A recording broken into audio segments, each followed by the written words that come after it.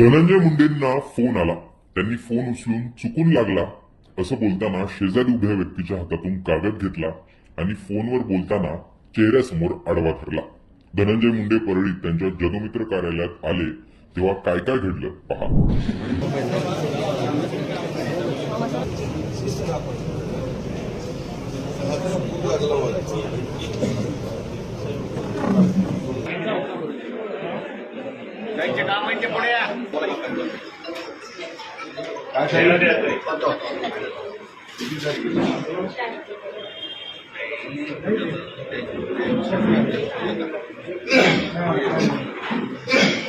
गाड़ी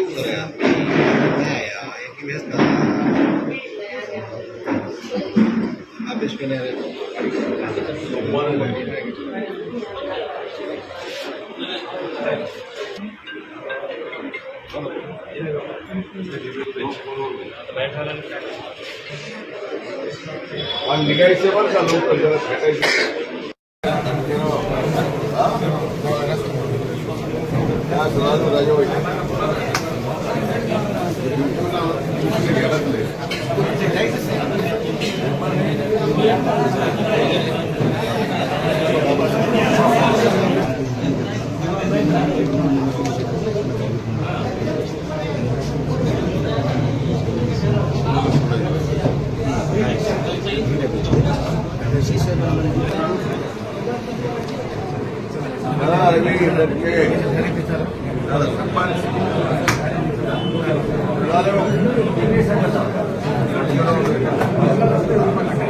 तर कोणी धनंजय मुंडेंना भेटायला आलं होतं तर कोणी निमंत्रण द्यायला.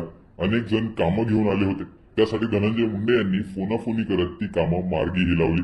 कोणाच्या गालावरून हात फिरवला, कोणाला हात मिळवला तर कोणाच्या पाठीवर थाप मारलेली देखील पाहायला मिळाली.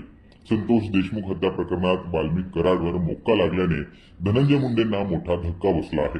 परळीमध्ये तणावाचं वातावरण आहे. त्यानंतर धनंजय मुंडे हे मुंबईहून परळीत आले. त्यांनी वैद्यनाथाची पूजा केली आणि थेट जगमित्र कार्यालयात ते गेले. या जगमित्र कार्यालयातून वाल्मिक कराड हे लोकांची कामं मार्गी लावायचे. तिथेच धनंजय मुंडेंनी जनता दरबार घेतला. त्यावेळी मोठी गर्दी पाहायला मिळाली. शिवाय सर्वांचं लक्ष हे धनंजय मुंडेंकडेच होतं. एकीकडे मुंडेंच्या राजीनाम्याची मागणी जोर धरते, दुसरीकडे ते अजितदादांना भेटून परळीत आले. आता पुढे काय घडतं ते पाहणं महत्वाचं असणार आहे. आणि कुणाच धनंजय मुंडेंचं परळीत येणं, लोकांचं भेटणं आणि त्यांचे हावभाव याविषयी तुमचं मत कमेंट बॉक्समध्ये सांगा.